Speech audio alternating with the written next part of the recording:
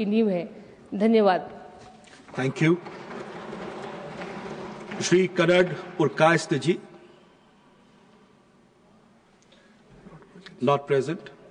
Shri PP Suneer ji, not present. Shri Shambhu Sharan Patel जी। वाह, धन्यवाद उपसभापति महोदय, आपने मुझे भारतीय बंदरगाह विधेयक 2025 पर बोलने का मौका दिया है।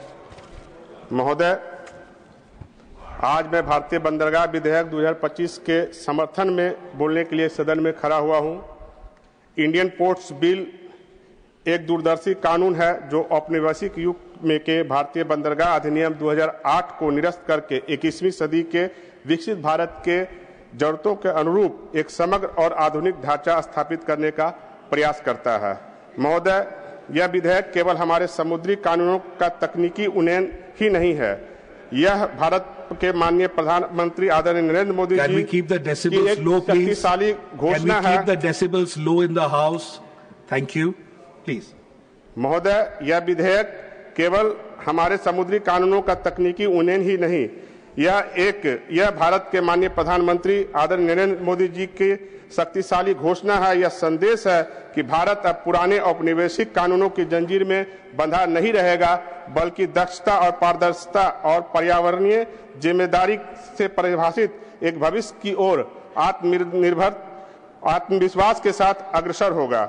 महोदय, यह विधेयक का महत्व शब्दों में समाया नहीं जा सकता है। वर्ष 2023-24 तक भारत में 12 प्रमुख बंदरगाह और 217 गैर प्रमुख बंदरगाह थे।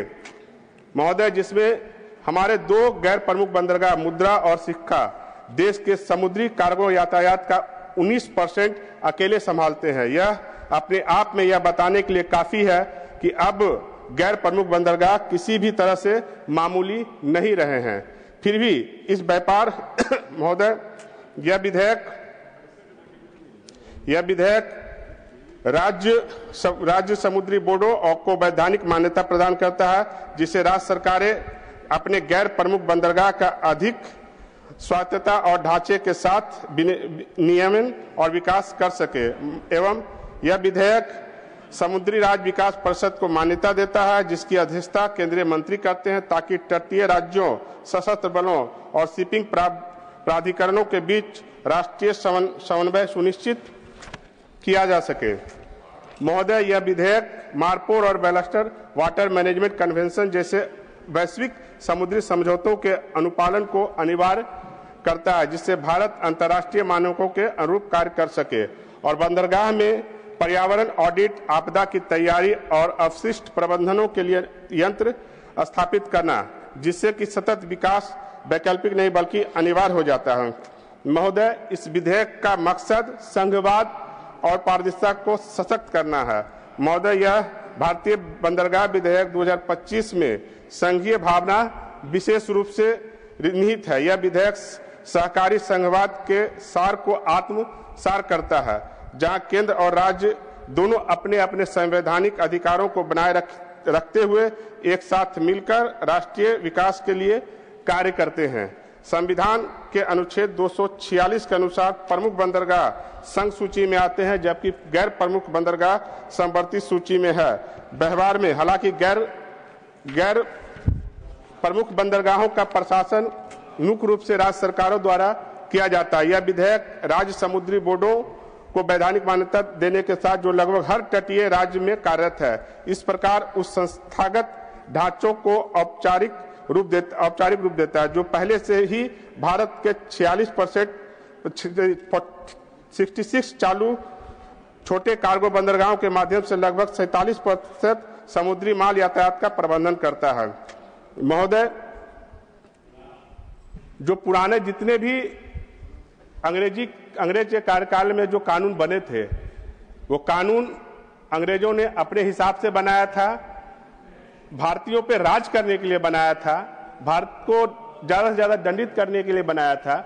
अब जितने भी कानून, जितने भी नए नए विधेयक आ रहे हैं, उसका मूल मकसद, हमारे केंद्र सरकार का मूल मकसद है कि यह कानून जो है, जो स्वतंत्र भारत का कानून हो और भारतीयों को भारत को विकसित राष्ट्र बनाने का कानून हो, उसी का इसी के क्रम में यह जो है पोर्ट बिल 2025 है। महोदय, भारत का जो मूल बंदरगाह आंकड़ा जो जितना भी व्यापार हुआ उसका मैं कुछ आंकड़ा देना चाहता हूं। 2023-24 के अनुसार कुल 1543 मिलियन टन माल की ढुलाई हुई है। इसमें प्रमुख बंदरगाह से 1819 मिलियन टन, जिसमें 53% का प्रबंधन जो है जो प्रमुख बंदरगाह है उसने किया, जबकि गैर प्रमुख बंदरगाहों से लगभग 724 मिलियन टन 47% उसका जो है कंट्रीब्यूशन रहा है। इसमें अकेले मुद्रा पोर्ट ने लगभग 173 मिलियन टन 11% और शिक्षा बंदरगाह ने 128 मिलियन टन 8% का संचालन किया है। और यह दर्शाता है कि अब गैर प्रमुख बंदरगाह गौण नहीं है, वे जीवंत उच्च दक्षता उच्च क्षमता वाले आर्थिक इंजन है। महोदय यह विधेयक समुद्री राज्य विकास परिषद MSDC, जिससे अब वैधानिक मान्यता प्राप्त है कि एक राष्ट्रीय समन्वय मंच के रूप में कार्य करेगी, जिसमें कि केंद्रीय मंत्रालय, तटीय और राज्य मंत्री, नौसेना और तटरक्षक बल के प्रतिनिधि तथा केंद्रीय मंत्री के जो है इसके में अध्यक्ष के रूप में रहेंगे। MSDC के निम्नलिखित कार्यों की निगरानी करेगा। सभी इसमें है महोदय, नए बिल के अनुसार सभी बंदरगाहों से डेटा संग्रह करना और प्रसार के लिए समान दिशा निर्देश है। महोदय एक मिनट और दे दिए। बोल तो उन लोग तो भाग गए हैं महोदय, उन लोग को तो मतलब मैंने कहा बोले तो दिए। कंक्लूड करें। कंक्लूड करूं महोदय, ठीक है महोदय।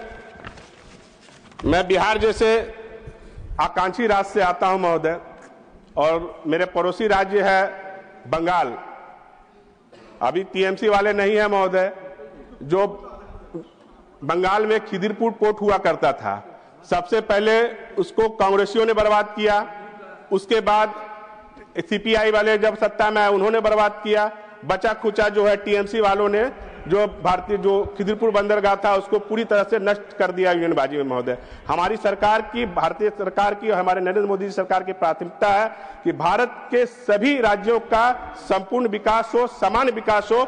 और इसी कड़ी में महोदय आज जो है जो बिहार में हम लोग समुद्री इलाके में, समुद्री तटीय इलाके नहीं है, फिर भी बिहार जैसे राज्य में जो है पटना के बगल में जो है बीटा है, जहां पे नया एयरपोर्ट भी बन रहा है महोदय, वहां पे भारत सरकार ने ड्राई पोर्ट बनाने का काम किया है, जो आने वाले समय में बिहार के लोग भी जो ये डायरेक्ट जो है समुद्र के मार्ग से जुड़ सके महोदय।